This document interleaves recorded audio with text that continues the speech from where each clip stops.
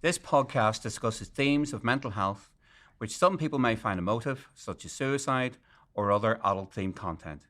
The information contained in this podcast is for entertainment purposes only. All views expressed are solely those of individuals involved and do not represent the opinions of any entity whatsoever with which we have been, are now, or will be affiliated. The information is not meant to diagnose or treat any mental health condition.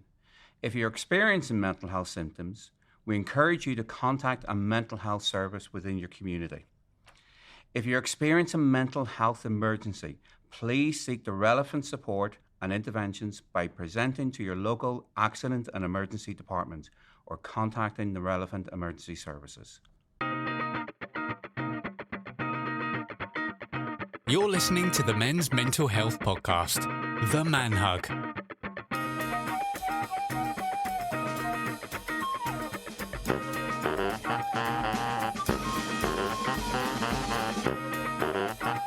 Welcome to The Man Hug, the monthly men's mental health podcast. I'm Dean McShane.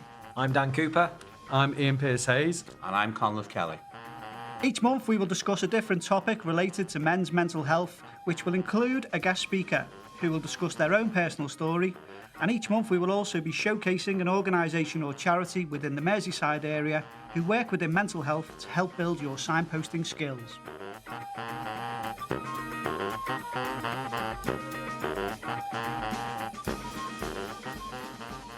Hello, welcome to the Man Hug. On this month's episode, we're going to be focusing on gambling and gambling-related harm, and we've got two more amazing guests. We're going to be joined by Lauren Campbell, who is the treatment manager for Beacon Counselling Trust, and Lauren's going to be here to tell us all about the gambling-related harms treatments and support that they offer across the Northwest. We have also got Dave Quinti, who is an ex-service user of Beacon and a lived experience advocate. So welcome to both of you. Yeah. Thanks very much. Thank you. Thanks for having us. Yeah. Oh, you're welcome. Thanks for joining us on the Man Hug. As I said to you before, this is a topic which a lot of people have requested that they want us to focus on because it's such a prevalent problem, and obviously its impact on men's mental health is quite profound at the moment, and there's lots come out about it recently. So Dave, thanks so much for sharing your story. I think this is going to be something that we find really sort of impactful, to be honest. So just tell us a little bit about yourself and your own sort of background. Yeah, so I am Dave Quinti, so I've got lived experience of gambling harms, and I've been in recovery now for 10 years. I do work at BetKnowMore as a peer coordinator now in the sector as well.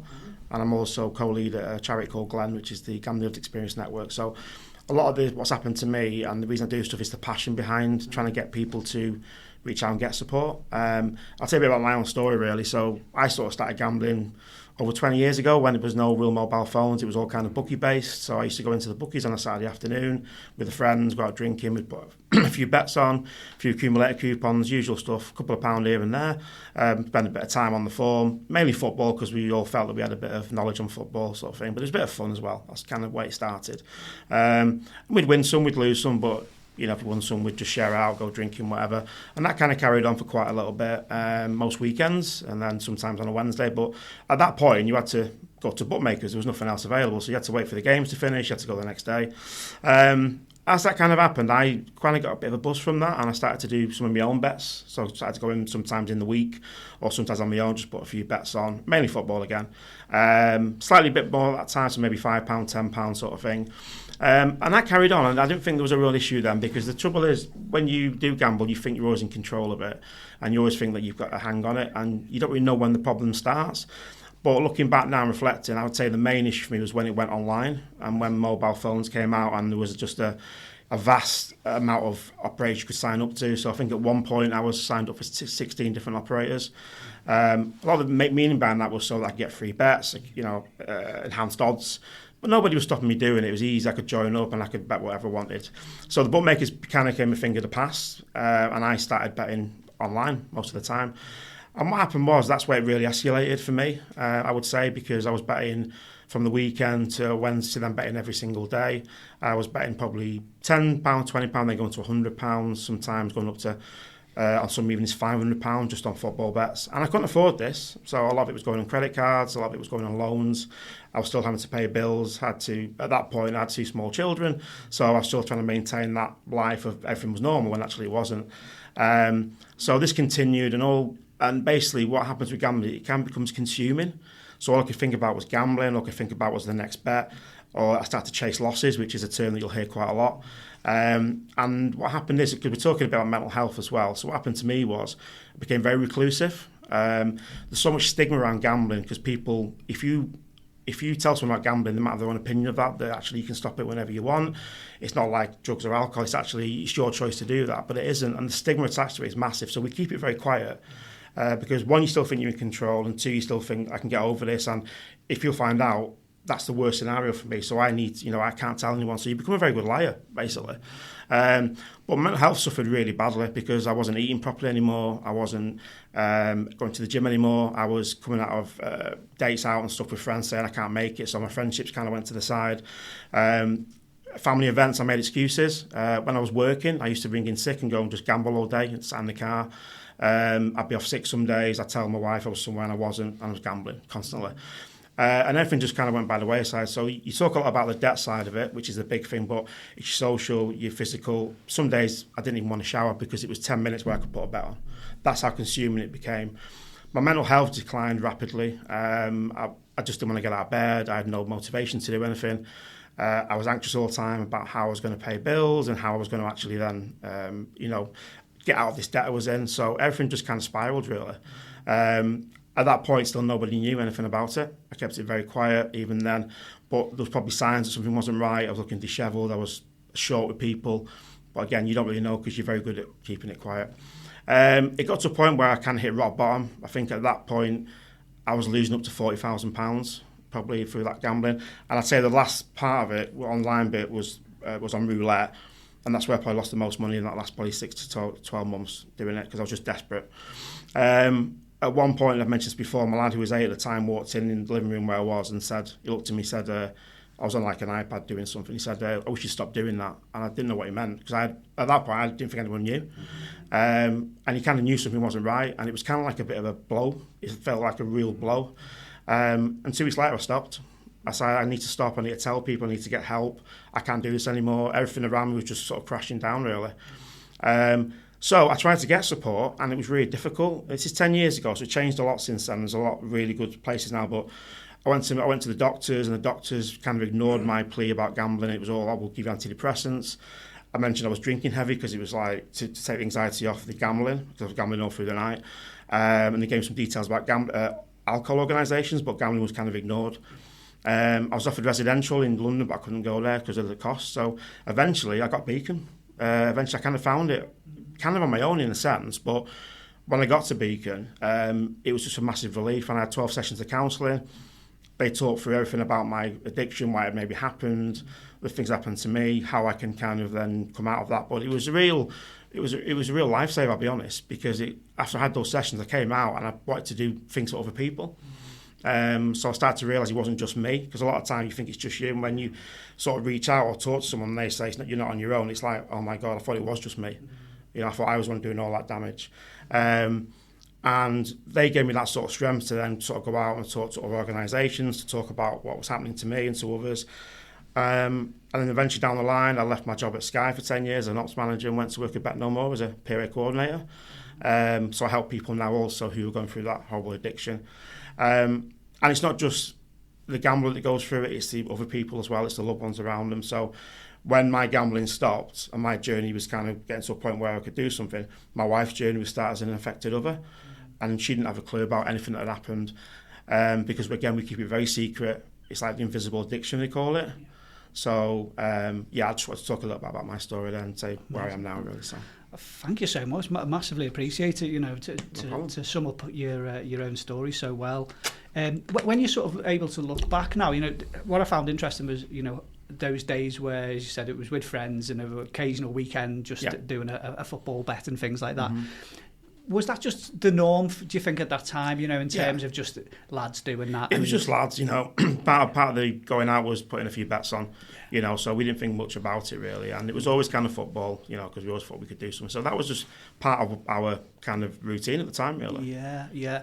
And I say, when you sort of like look back at that now, do you see that as being the big sort of catalyst for it, really? You know, it just being such a simple thing like putting the lottery on. I remember now looking back at it.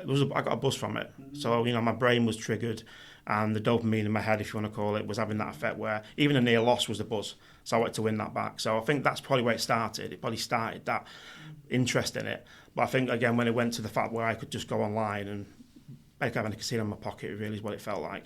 With no intervention, I could spend what I want. That's probably where it went really bad. And that's, obviously, my friends didn't even realise I was doing that at the time. So, excuse me, and that was just literally where it went from there. And I think the online was the reason why I got so far into it, and got into that position that I was. So. And that's really interesting, isn't it? You know, that having to physically go and write out a betting slip compared to, as you say, like a casino in your pocket. And the thing is, I was giving money out when I was in a bookmaker's. When you're online, you don't see the money. You lose the value of money. You don't think about the money. So, and it's cards and loans, so you just kind of, it becomes unreal. If someone was to give me that money in the hand, would have felt different. I probably would have done. Wow, yeah. And then you said, you used that word, chasing losses.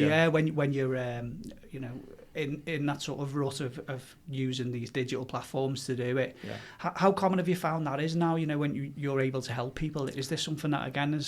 So as soon as they tell me their story, the things that come out is a similar thing, so that, you know, they become reclusive, they're chasing losses, all they can think about is gambling. It becomes all they want to do all the time. So they put themselves out of situations where they can't gamble because they want to. And that chasing losses bit, when you talk about that, resonates with a lot of people. Because it gets to a point where they can't afford to do that anymore. So then they have to get cards and other things or borrow money off people. Because ultimately, you still think, even to the end, I can turn this round. And what's the alternative? Tell people. You dread to do that because of what people's perception would be. So that's interesting. For your own perspective now, you know, when you're looking back and as you said, your mates didn't know about this and things. If, for example, you were to tell them, would you think things would have been different? Or I think if I had maybe someone to reach out to then, or someone had maybe said, are you all right? Yeah. I think when you get to the point I did, it was too far. And I think whatever happened, no damage had been done. But prevention's a big thing, you know, and talking to people about the blocks that you can use, the tools that are there, the you know, maybe cut down your limits a little bit, you know, are things changing. One thing I didn't mention is it's not only the debt side, it's the time it takes from you. So when I was gambling, I lost valuable amounts of time with my family and friends. I can't really get that back. So I do everything I can now to make the most of that. But it's only when you stop you realise what you've lost. And all those... it feels like a puzzle to some degree. You know, one piece being social, one being physical, one being mental. And it's trying to piece them all back together because you literally get back to that rock bottom status. So, yeah. But I think if someone had maybe said to me early on, you're right, I might have listened. Yeah. If I'd known there was tools right there from the outset, I might have done something about it. That's really important, isn't it? You know, and I think, you know, you've touched on a lot of things there which other addictions cover as well. You know, the impact, it's so wide, isn't it, really? It's really interesting. Another thing that I found really, really interesting as well, you said that often with sort of gambling addiction comes other coping strategies such as alcohol or whatever it is. So again, just tell us a little bit about that then. Yeah, so because I was literally exhausted, it just completely consumed me. I was exhausted, I wasn't sleeping, I wasn't eating properly, I wasn't going to the gym anymore. I was gambling all day. But the anxiety of it and the thinking, because literally if you leave your phone somewhere or you're worried that someone's going to find out, so you're constantly thinking ahead about how can I stop people finding out about this. So the alcohol was a kind of like a comorbidity in a sense to help me deal with the anxiety, because some nights I was up till 4 a.m. gambling, and I probably would down 3-4 bottles of wine, and then I'd have to go out and spend time with family, and that was just impossible. So it kind of took the edge off the anxiety, but then obviously the next day I've not only just lost money, I'm still feeling anxious and I've got a hangover. So actually, it doesn't help, but you do what you can at the time to try and take some of that stress and anxiety away, what it's doing to your mental health. So. Wow. And from your experience now of helping others, again, is that sort of like a common theme? Comorbidities are quite common, yeah. And sometimes gambling can be an after effect of someone maybe who drinks or does take drugs. It can be all the other way around. But you use whatever you can, because you can't talk to anyone about it. So you have to have something that makes it bearable for you. Yeah. Do you think that sort of move to the ease and digital platforms, do you think that's made, you know, a more of a prevalent problem in society, really. Yeah, I mean, like I said, I'm not against gambling, by the way. You know, it's only a small percentage you have a problem with it or you suffer with it. But the way it's advertised, the way that you can get onto sites now, there's no checks at the beginning, there's no one telling you about this or that. You can literally go onto any site you want, go up, use your cards or your bank account and gamble what you want. You know, at no point throughout that whole period of time did anyone from any of the operators intervene at any point or tell me I couldn't put a bet on. So I was losing £1,000 an hour on different sites. Sometimes I would leave a site because what they'd do is they'd realise I was gambling on something and send me free bets. The free bets, I'm back in. That's money I didn't think. That's not my money, it's fine. And then I'm in, I lose that, and then I'm in again. So they were doing a lot of that, but there was no one ever sort of reaching out saying, is everything all right? We've noticed you've now doubled your time online or you've spent double your money, and can you actually afford this? So, you know, the fact that I could be on that many sites, I think said for itself, really. Yeah. So, you know, if that was me, then I'm sure others are going through that or maybe having that problem, absolutely. I love that, you know, at the end of this, you've come out the other side to help other people, which is just an amazing thing. You know, what's sort of like the main advice that you're able to share with people? I think hopefully they see that me sat there helping them is hope. That actually, you know, no matter how dark things get, how bad it is, that actually you can get through the other side of this. And I think it's making people aware that this problem is not just you. You know, you weren't that person. When you were gambling, you were a version of yourself. You're not a bad person, but you did things you didn't want to do. So actually, but you're here talking, which is amazing in the first place, the fact that you want to open up and share and get support. And hopefully they see me in a position doing this, and then they see that hope there that you can actually get back to life. It's not a easy journey. Recovery is a long journey, and there's relapse and things happen. But hopefully they talk to someone who can resonate. And talking's the big thing, if you talk about it. Because I think men always feel, men especially back in my day, I mean, I'm 50 now, but back in my day, there was no mental health. There was no, you know, if you were feeling low, there was no one telling you to, oh, have you seen this? So, and men see it as a weakness when actually talking is actually a strength. So I think basically what they should do is don't think of mental health or being ill as a issue. Actually talk about it to people, whatever you're going through. Brilliant tagline. I think we use that most I was just thinking the same. Yeah, it's exactly what we're always trying to preach on the man hug. Yeah, your question. Yeah. Just to ask you a question. Was it your genius of a son, like, you know, actually asked you that question, like, you know, an 8-year-old asking you that? Yeah. Was it then that actually you thought I've got a problem, or did you actually think beforehand I've got a problem? At that point, I was getting to a stage where I'd lost a lot of money. Yeah. And I knew at some point I'd have to say something or do something because it was going to get found out. And I was scared stiff about that because I potentially lose everything. Yeah. My family's a lot. But when he said that to me, and I honestly thought nobody knew because I kept it so quiet and I became a very good liar because I didn't want people to find out. When he kind of said that and whatever sense he had, that was really like, wow. And then it was kind of like the icing that said, I need to do something now. Yeah. And as hard as that was, I had to do something. So, and I've talked about that. And again, I think that's why it's important to maybe see signs when people... because you don't think you always see them, but there is signs out there for people who are gambling, you know, like you on the phone all the time, being reclusive, not, you know, being snappy. There's definitely signs that you can see. So. Because, you know, as you said about adverts and things, I guess, like, you know, we've mentioned that before in the past, and it's adverts against not gambling or maybe, you know, wise up a bit, like, you know, that kind of thing. I think that... When the phone stops. Are they as often? Like, you know, I don't see them as often. I don't know. But one I liked in particular was a fella sat in the toilet doing a number 2, like, you know, and he had his phone out and he placed a bet. Next thing, the walls come down and the commentators there, like, you know, doing this. And I just thought that was really hard hitting because that's how you're sitting there in the toilet just... Yeah. Well, I was doing that work. I was going off on millimetres and putting bets on. So, you know, you do it all the time. You do it and you just do it. You don't even think about it half the time. You know, and the algorithms, they know when you get paid. They know whenever there's money coming in. All that information's there. All the flags would be there to see if someone had a problem. Yeah. But it's quite easy to then send bets on the back rather than actually say, you know. I just think there needs to be more things in place for that right at the beginning. You join any account, make people aware of prevention. Yeah, thanks so much, Dave, for sharing your story. I was interested what you were saying. It's that, I mean, I guess you've gone through, you know, I guess sort of pre-mobile phones, do you know what I mean, from, as you said, the betting shops and the bookies, to then having the, you know, what's said as like the casino in your pocket, isn't it? And it's this whole 24 hours lights, flashing lights and everything else that comes with it. So I think that's really interesting. One other thing that you said as well is that for a lot of people it's that, you know, you think you're in control and you think you knew best, so you think it was around football, and I think everyone is that expert, aren't they? And I think certainly for blokes, it's that definitely picks up on that. Oh, I know who's, I can see that they're going to score. I can see, and I can feel it for this there. So just interested for both of you, just what is it just men that gamble then, or what's the issue then? I can see how that fits in for men. What's the difference then, and how many women? I'll hand it to Lauren because I think, but definitely not. I mean, there's a big percentage of women who gamble, and they're so scared to come forward as well. It's seen as men, but we even do our own program where I work at BetKnowMore for women gamblers because they find it hard to come forward, or go to groups because they think it's predominantly men. But there's a massive problem, isn't there, Lauren? Would you agree with that? Yeah, we have seen an increase in women accessing the service for support.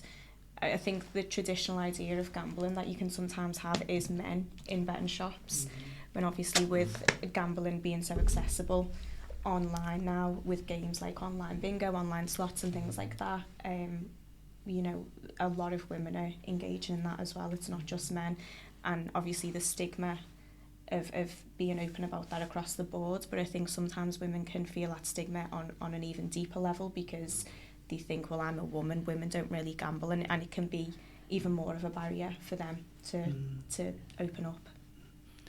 I just wanted as well just to sort of dive into this. You mentioned about kind of warning signs or red flags for gambling, and it got me thinking because as sort of like a lecturer, one of the big things that we sort of teach sort of mental health nursing students in particular is warning signs and red flags to teach parents on things, whether it's eating disorders or depression or anxiety. And we're quite clued up on that now as well, and there's a lot of great resources. You go into any mental health charity, you can download a booklet that tells you all of these warning signs we should look for. I've never seen anything for sort of gambling, red flags and warning signs, and I'm just thinking, you're the expert by experience here, and that what sort of things would you be, advising people to kind of look out for? Yeah, I think I touched on that before. I mean, but again, at the time, I didn't realise that there'd be any signs because I thought no one's got a clue. Yeah. But it would be things like, being on your phone all the time, and just that could be anywhere. That could be out shopping, but on your phone all the time at home. Maybe nipping out places all of a sudden, or just not being present. I think just the appearance of someone as well, because your appearance, like I said, I wasn't really bothered about how I looked anymore. So I wasn't, sounds awful, I've showered, by the way. Sorry, I have showered. But, I didn't shower for some days, because I just didn't want to spend that time. That was gambling time, 5-10 minutes, that could be the bet. There's other things like, being snappy, staying up late, just not being present in the workplace, because where I said I worked before, people would ring in sick sometimes, or they go off all of a sudden on their phone, things like that, and just those sort of signs. And I think we keep it so quiet and so secretive because we just don't want people to find out.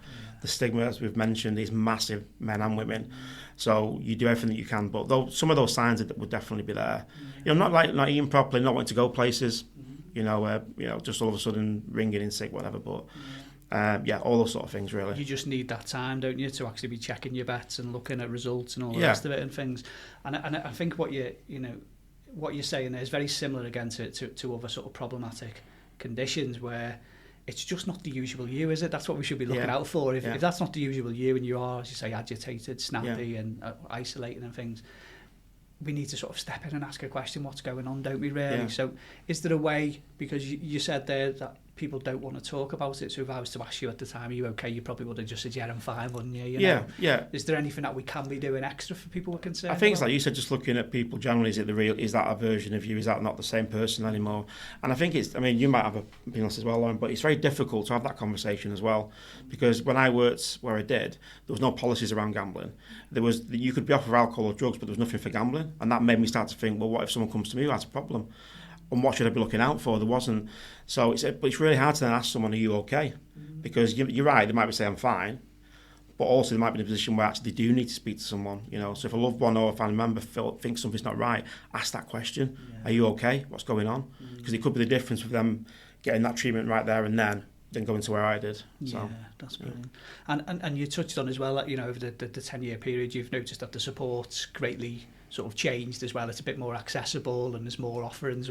So again, you mentioned other organisations that you're part of as well. Yeah, I mean, I want to mention, I was going to talk about Beacon anyway, but obviously they were the ones from the outset that gave me that support.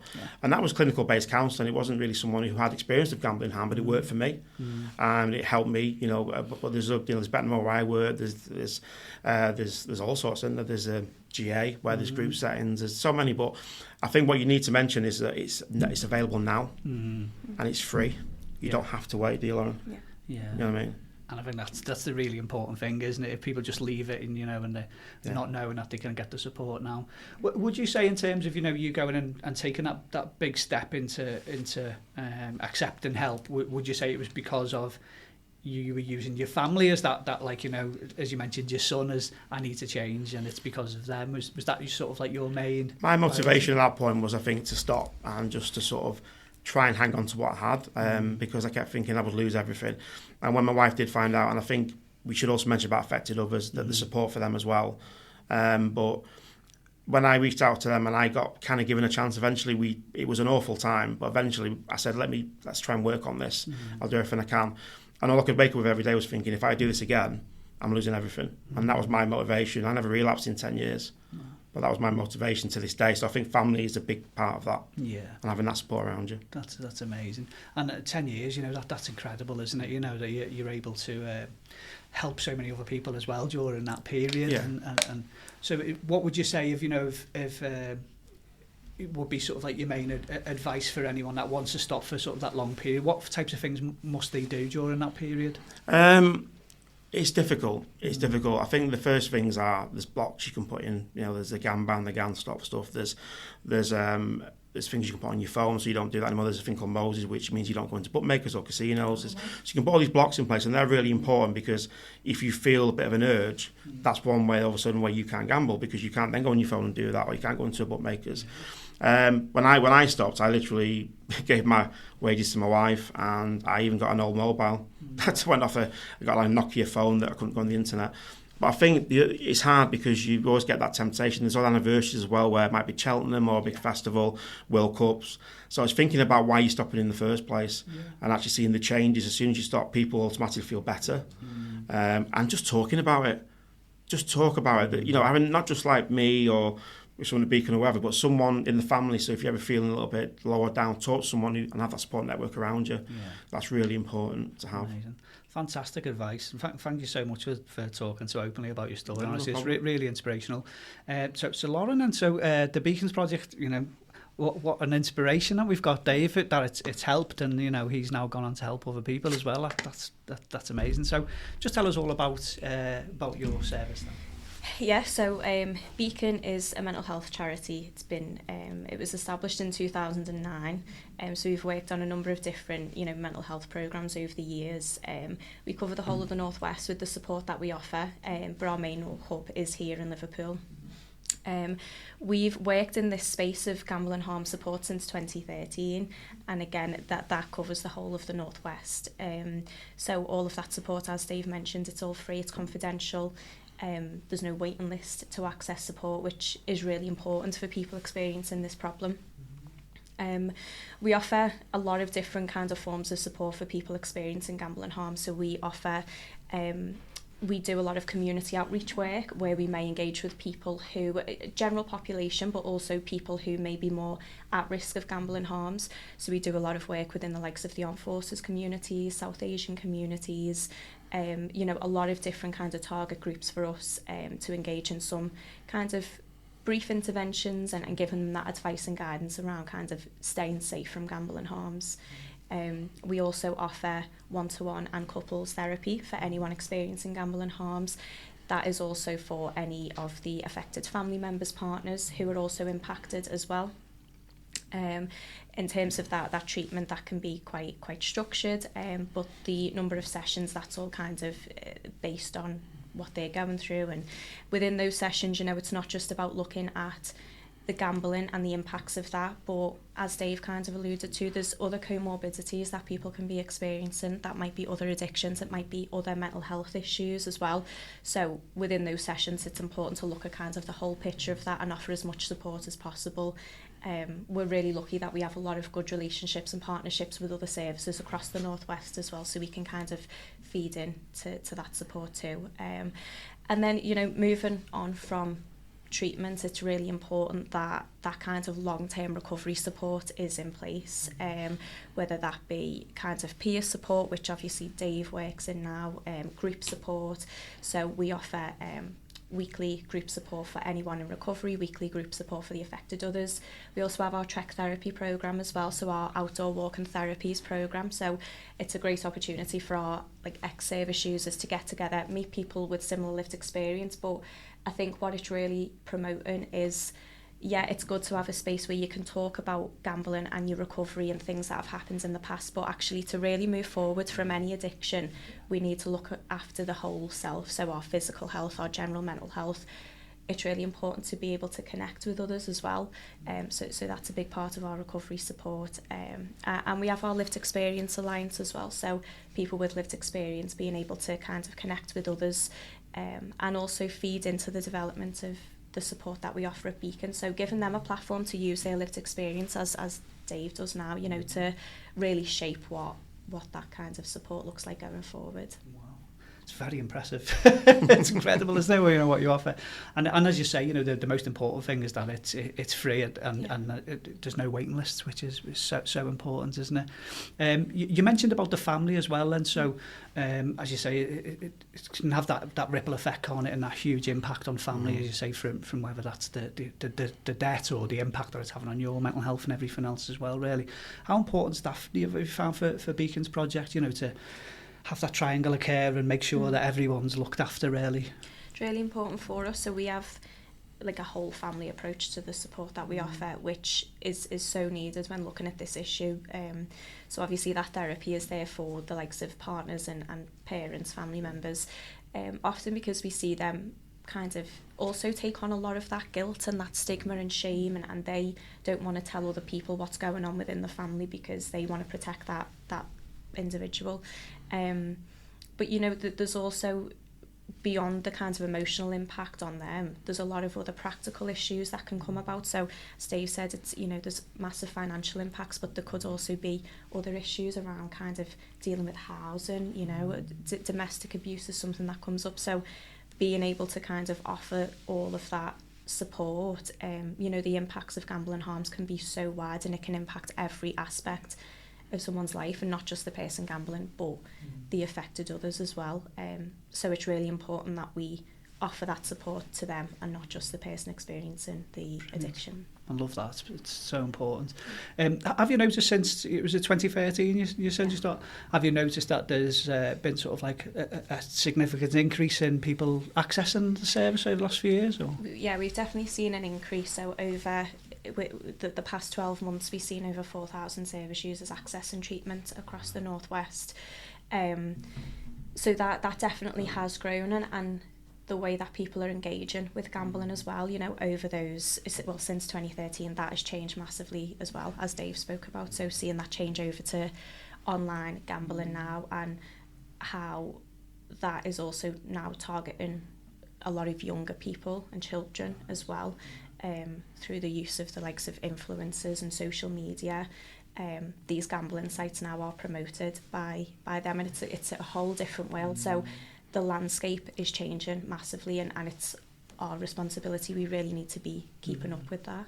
That's an incredible amount of people that you've helped, but I'm sure there's still a huge reach of people that maybe don't know that there's support out there for them. You know, how do we sort of get that message more out there?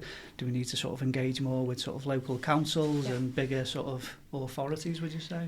Absolutely, that's a big priority for us. So alongside the treatment offer, we also have a training and education offer. So we offer an education programme called Bet You Can Help. So that's accredited by the Royal Society of Public Health, so people can get a level 2 qualification in tackling gambling harms. So that, for us, it's really important that we are targeting, you know, kind of front-facing staff, people in support and roles, but also, you know, people within local councils and public health, because these are the people that can make a difference as well.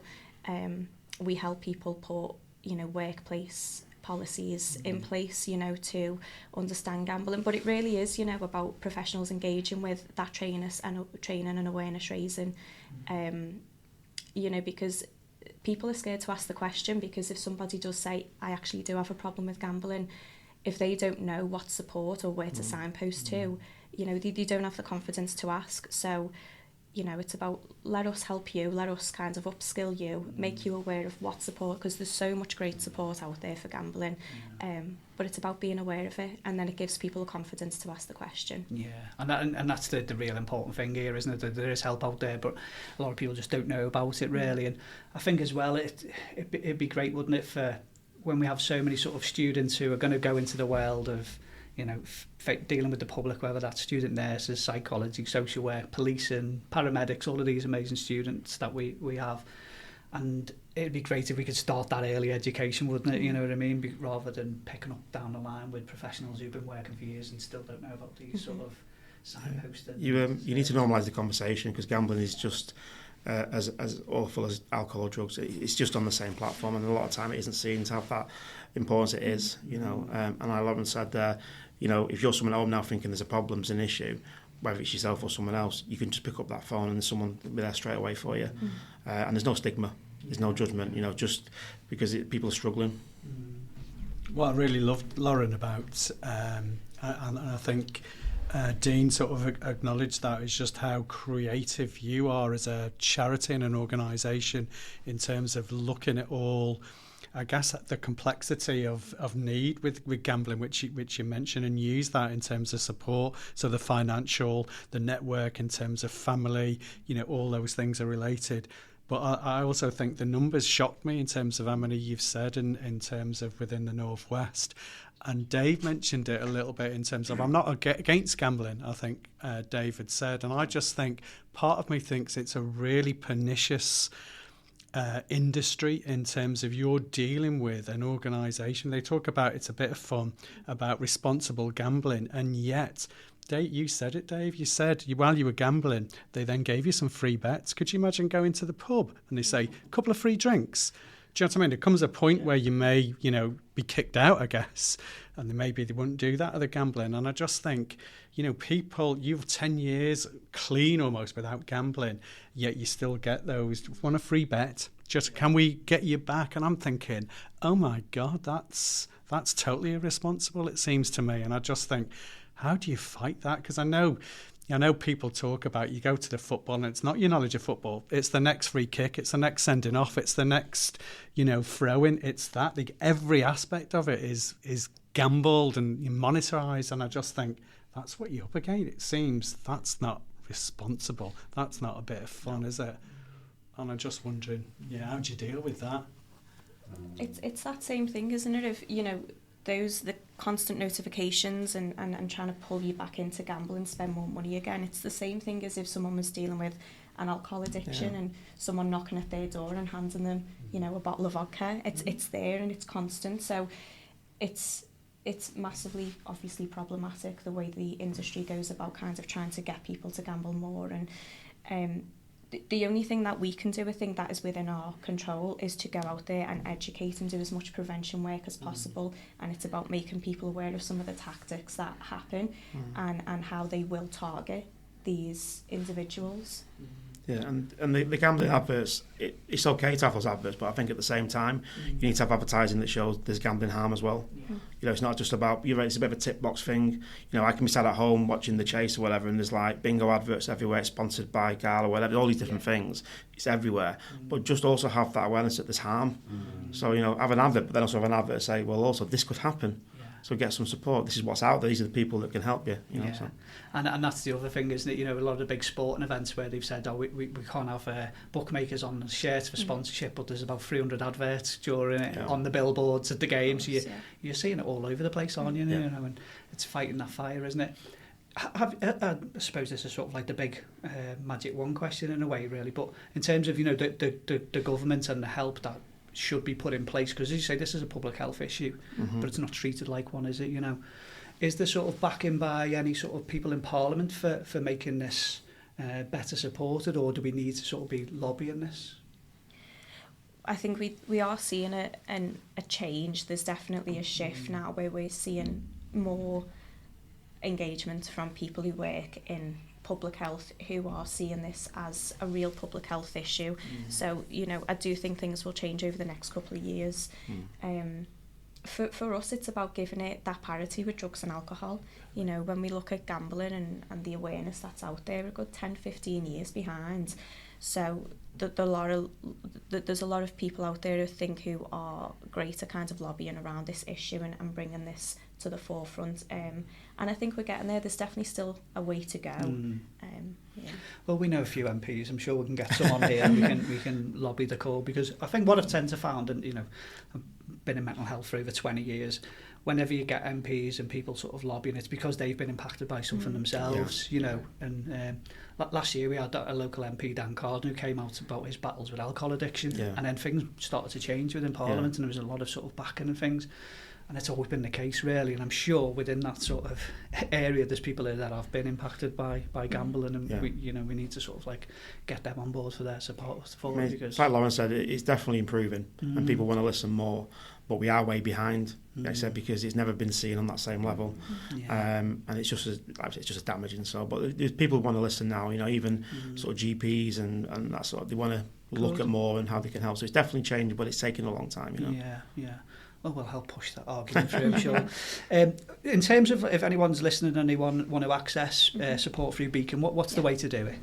There's no wrong door to access the support. You know, we accept professional referrals. But for anyone that wants to self-refer, they can give us a call on 0151 226 0696. We'll get you booked in as soon as possible. You can also refer through our website, which is just beaconcounselingtrust.co.uk, or email us at support@beaconcounselingtrust.co.uk. You've done very well to remember all that. I'm very impressed. I can't even remember my own phone number. Amazing. So as I say, there's lots of ways you can access the support, and you know, listening to Dave's story, please do go and access the support if you need to, or help someone, just signpost them, give them the advice. You know, we can't drag people for help and support, but we can tell them about it. And like Dave's story there might come that right point where someone then goes and accesses the support, isn't it? You know, so. And everyone's recovery is different, so you might not want to be part of a group, you might just want one-to-one. There's different support for everybody, so you know, it's not just one thing. So Brilliant. How important have you found as well, that aftercare? Because as you say, you have all of those counselling sessions, but then you've got a bit of a group of people that have gone through similar, so you're able to carry on that support together. You know. Yeah, I mean, aftercare's. Recovery is constant, really. You know, I'm still in recovery now, even 10 years on, and I always will be. But aftercare is so important, because once you've had those initial sessions, you then need to look at how you navigate your life back to some normality. And it is like becoming more social again. It's addressing the debt, it's addressing relationships, it's all those things that come as part of what happens with gambling. So, you know, the aftercare side of it, and touching in with people to make sure they're okay. Because you could have 6 sessions and then what's happened to that person? They don't just all of a sudden, that's the end of it. You need to continue that journey. So you can have aftercare, can't you? You can talk to people about certain services to help them moving forward as well. So it's really important. And again, you're touching on a lot of themes with what we've had in past podcasts about the importance of being with people who've experienced the same thing. You know, and you said before, I felt like I was the only person in the world, and that's again a really common theme until you're with other people. You're like, God, I didn't realise it was such a prevalent problem. You know, but and it normalises it, doesn't it? You know, and then you're able to talk about it. Really valuable. One sort of last thing I wanted to just focus on, you mentioned about, you know, the importance now of going and educating people and letting people know about the effects and the harms of gambling, but also educating them around what support and advice is out there as well. You mentioned like the armed forces as being sort of a problematic area, and I think it was last year I read a report from the student union around the recent spike, I think it was since COVID, around student population as well, because again, you might just be in your student digs, spending a lot of time on your own, and you've got this, you know, this pocket casino as well.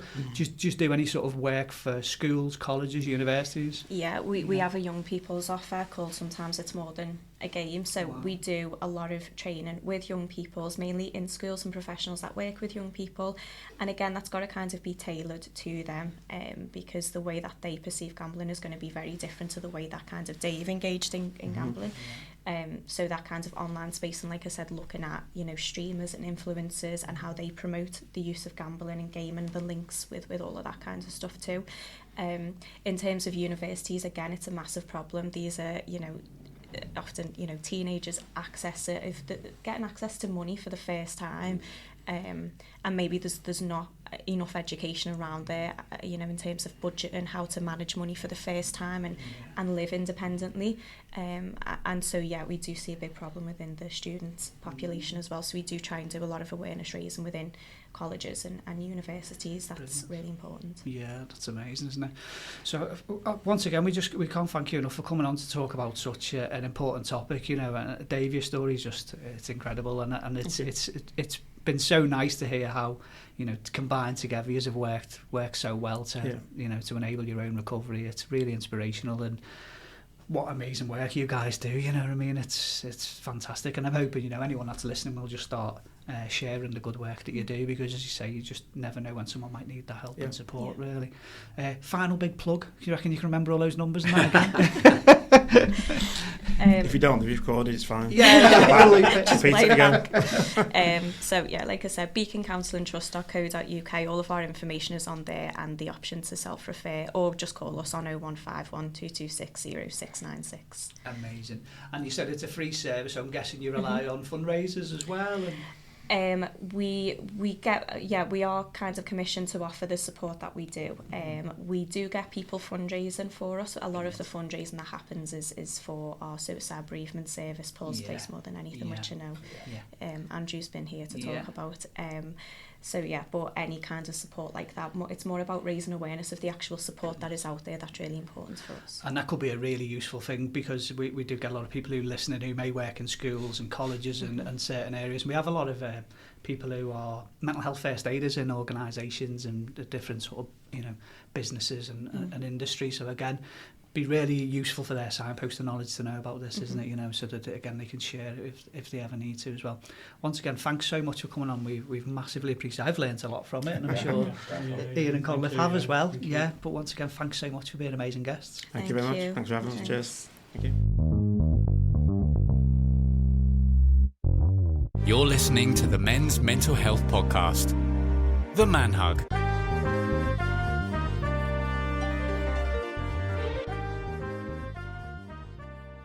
Okay, so it's this part of the podcast where us, the hosts, we have a little look at the theme and have a discussion. And with gambling, one of the things that we thought that we would consider first is going to brain health again and seeing what the impacts are on the brain when it comes to gambling. So gambling does have a profound impact on the brain, particularly in areas related to reward, decision making and impulse control.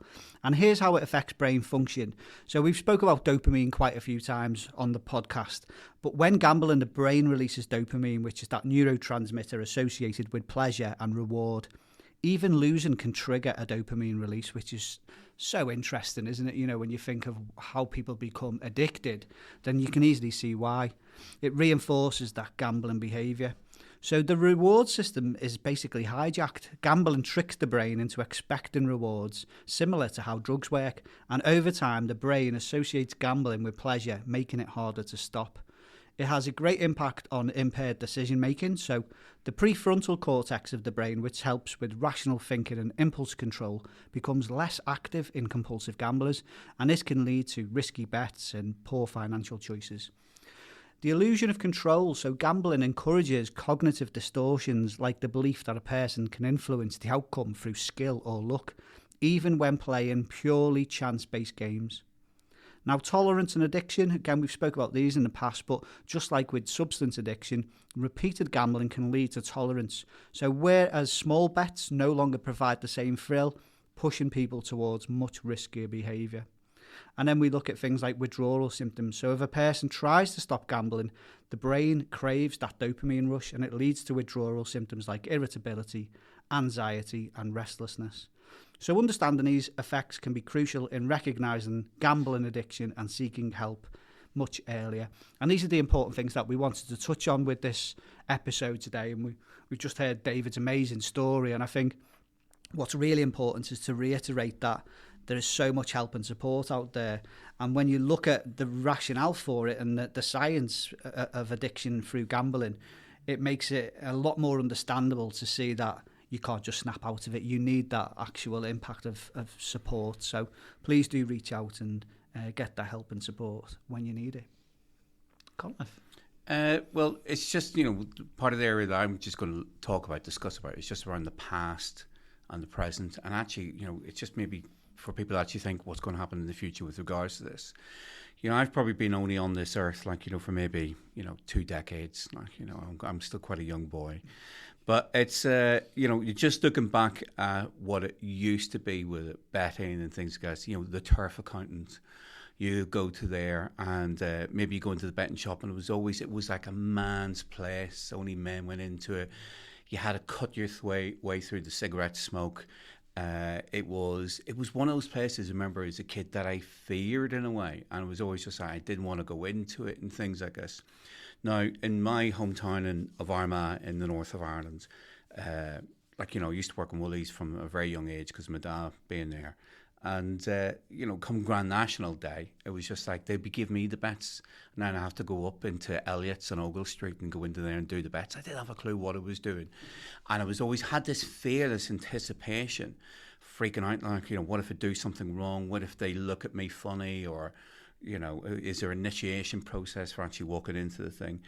And, it was this kind of scary thing going into it.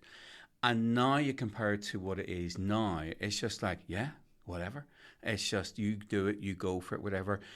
Your age restrictions, are you over 18? Yeah, I am. Click the button, off you go. And it is quite frightening how easily accessible it is. You'd see the things on... what was it, BBC Two used to do the horse racing, I think it was, and you'd see keep calling them turf accountants. People are thinking, what is a turf accountant? Just a bookie. And they'd be doing all that hand sign language, things like this, and it's the way it was. They say it's the sport of kings, is it? I'm just talking about horse racing. I should be just focusing on horse racing now, because you can bet in 2 flies walking up a wall, and I know people do that. And it sounds excitement and things like this, wherever that goes with it. But it's just now, it is so easy accessible, but it goes back to what Dean said, even though it's online, even though it's, just looking at these things, it still actually does create that excitement for people. And, the problem which we have discussed as well before in about earlier podcasts is now how it's algorithms which are set up. Algorithms are set up not just to promote it and things like that, but to basically hound people to keep going. Right, they know when you get paid, so then they give you this this reward. If you put money towards it, if you put £500 cash into the account, then we'll give you so many free bets and things like this. And it's this carrot on a stick. And I'm sorry to say, I know a lot of people work within the betting community, things like this. And yeah, people have to live, people have to survive and things like this. But, it's the vulture element of it, and how people get awarded OBEs and knighthoods and, all these titles for creating so much misery, stress, and just sucking people dry with regards to us. And that's the issue I really have. I'm quite fortunate, gambling's never been something that's really interested me. Even the Grand National, I only joke about it, but, I just bet on how many horses get shot at the Grand National. It's not my thing. But it is, and it's so heartbreaking. We've heard stories before, read so much about it, and it's just, how easy accessible people can just... be sitting there in the toilet and putting bets on it. So, just expressing my views, doing that. Who's next? I guess what's interesting, isn't it? It's, I think, one of the anti-advertising, or actually the advertisers use that, isn't it? When the fun stops. And I guess that's the difficulty, isn't it? And it's only a small number of people, they always say, but it's growing increasingly. Because one of the things that has come out from, the evidence which... Dean mentioned about that brain development. Well, of course, you're talking until your mid-20s.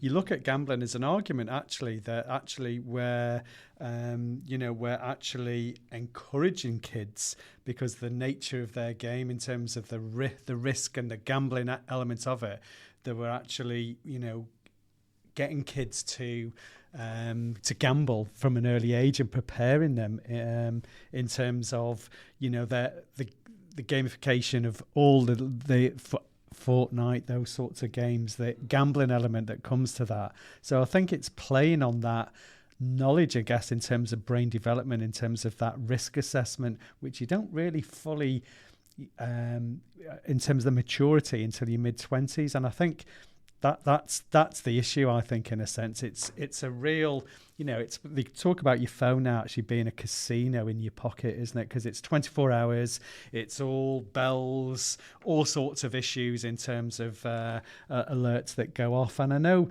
it's, you know, and we are a podcast that's based on men. And the issue for that is it plays on those things, isn't it, for men, that you're a little bit of knowledge. So you'll think, oh, I know my football team, I know them, and I know that there's a good chance that my team will beat the other team by a couple of goals, and I know who was likely to score. So it plays on that, and everyone has that. But then look at football, you know, it's that whole thing of the next free kick, the next throw-in. So every aspect of it. So what you've seen is a total... People almost don't watch the football and enjoy any sport. It's become totally broken up in terms of that gambling because of the alerts. And one of the things, if someone's trying to stop from, you know, alcohol addiction, and you know, if someone got in touch with them and said, "Oh, you know, it's a while since we've seen you. How about a free drink? If you come down to the pub today, we'll offer you a couple of free drinks." Well, that's what you get with gambling, isn't it? You get that. Well, we've not heard from you. From your account's been closed for a while. Here's a £10, £20 free amount that you, knowing fully well that once you get that taste for it again in terms of the dopamine release, the excitement, that's what happens. And I guess that's the problem, isn't it? It's that, and it's hard not to be moralistic, because I know it's only, you know, that again, that advert that they use when the fun stops. I think for a small number but increasingly bigger number of people, you think of all the lives that are affected, it's incredible then in terms of the suicides. And we've heard, you know, from our guest this morning about the difficulties involved with that. So it's hard not to be moralistic, because I'm just thinking, where is the fun? I actually find it such every aspect of it. If you think of that, what we're doing with children and the way that that's moving on, it's a really vicious business, I think, and I find it hard not to see it other than in that light, really. Yeah, it's tough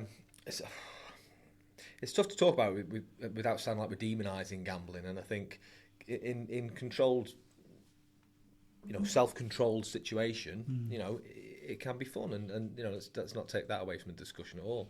But it's when it's like what Ian's just said, when the fun stops. But can I just jump in one sec with that, Dan? So, yeah. Have you ever done the lottery? How many of you have done the lottery? Yeah. Why do you do the lottery? Someone asked me this the other day from the postcode lottery. She was on a phone call and she said, "We've got a big prize coming up. What would you do if you won?" And it made me think, why do we do the lottery? And what you were saying there about historical, I remember the pools man knocking at our door every week, and my granddad did it because he said, "Oh, I'll buy a big mansion in the country if I ever win." And it makes you think, doesn't it, in terms of why do you do the lottery? Is it for a better life if you got that grand win? I guess it's the dream that potentially comes with it. It's that even if you don't, you know your chances are very, very, and they're in the millions, aren't they? But it's that potential, isn't it? And that dream, I guess it's that, isn't it? Well, if I won that, and everyone would say, I'd give some money for my family, I would do this, and I would look, you know, world peace, you know, all of that. But then it's that, true, isn't it? It's that whole thing then in terms of that potential, and I guess that's what it plays on. But sorry, that now your point you were saying there was, you know, people do certain things for fun. It's still classed as gambling. People don't see the lottery as like, oh, it's gonna, you know, bankrupt me by doing me £2 a week or whatever. But it's £2 a week now. It's been that long. It used to be £1 when I did the lottery last time, but it's but scratch cards. People are addicted to scratch cards as well, aren't they? I think, you know, it's remembering that. Well, from my perspective, I don't gamble. I hardly ever gamble. But it's remembering that if you put a bet on, you know, never expect anything back, because chances are it's not going to come off. And picking up on a few of the points that you guys just made then, about you don't need, as long as you press a button on your phone to say that you're over 18, you can get access to betting sites from a young age. As long as you've got the money there, well, you don't even need the money because they'll be giving you free bets to keep you dangling that carrot, won't they? When I went to an away day for a local football team a few weeks back, and there was a few dads there with the lads around, and one of the dads said, quite innocently, why don't we put a accumulator on, and we all pick a game each and try and predict the scoreline and or the result, and if we put 8 teams on or 8 games on, we get like £400 back or something like that. At the time I didn't think anything of it, and then you sit back and think about it, thinking we had sort of 4 or 5 impressionable 13, 14, 15-year-olds sat around us, probably thinking that sort of behaviour is a good way of making a few quid. And same with those guess the football team cards that they have yeah, as well. They're normally for charity though, aren't they? So it's like, but I remember my dad asking my brother to do the pools card for him when we were kids, and not thinking anything of it. And it's like you're encouraging and harvesting perhaps behaviours that could lead on to gambling problems. And I'd go in the pub with my dad, and he'd give me some pound coins to go on the gambling machine. I used to get really angry when I didn't win, and I had to sort of say to myself, whoa, this is a bit of an issue here. You're getting really angry. I went on the gambling machine once, put about 5 or 6 quid in, which is a lot of money 30 years ago, really, for a kid anyway. And then some bloke went on it after and dropped the machine, like, dropped the jackpot. I wanted to kill him. I was like, my dad was like, had to take me out of the pub because I was really fuming. I was about 14 at the time. You know what I mean? Give you a cigarette and a pint to calm down. No, and I thought to myself then, I thought, that's not normal behaviour, you know what I mean? So since then, I've kind of always avoided gambling, really. The marketing of the gambling companies as well, it sickens me, and it's so obvious when you take a step back and you're not a gambler to see what they're doing. And it's like they'll always pick a popular celebrity or popular sports personality. So lovable actors like Ray Winston, who's been doing it for donkey's years now.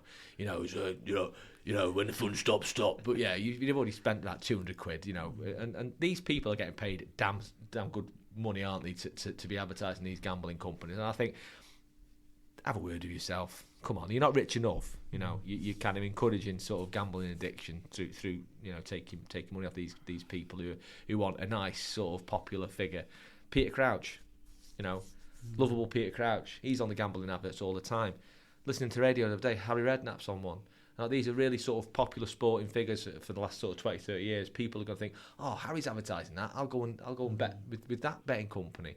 And it's like these people are taking money, and then what they're not even thinking about is the effects that's having on people's lives. It just saddens me, And then the other summer when I think it was Ladbrokes were sort of playing Sweet Caroline, it's like a feel-good tune that the whole country was listening to when England were doing well, and when the England's women did well, it was like the anthem that was, and playing that in their advert, knowing that'll stimulate something in people's minds to go and bet with them. And it's just, I just find it all a little bit, greed-driven, and of course they've got a business to they want to be the biggest betting company out there, but it's I find it all a little bit bilious inducing and sickening, really. These are multi-billion-pound companies, and they're just driving people into the ground. And then finally, say that the risks for young people. A friend of mine, his nephew, by the time he was 18, was drilling up thousands of pounds worth of debt due to what could only be described as gambling addiction. It's just so risky out there. And like I say, we mentioned before about the links between gambling addiction and OCD, and that, and the brain sort of health stuff that you were talking about before, all links into that. But I always say to myself, never expect anything back when you put a bet on. Yeah, there's only one winner. Invariably, there's only one winner. Yeah. Exactly. Yeah. So yeah. Well, very nice discussion, boys. I know a bit of a reminiscence with the pools and the spot the ball and everything else. Spot the ball, yeah. Littlewoods pools. There you go. Some of our younger listeners might have to Google what we're on about. But, hang on, nobody picked up when I said Littlewoods. Nobody picked up on that. No, we just left it. Yeah. I think we've given this segment quite a lot of advertising for a lot of these companies. Which we have, haven't we? Yeah. I don't know, we're putting lawsuits against us. And our next guest, Ray Winston. Ray, tell us, how did you get into the advertising for... for any of our listeners, we haven't got Ray Winston. Unless he wants to. So follow us on Instagram at the Man Hug Podcast.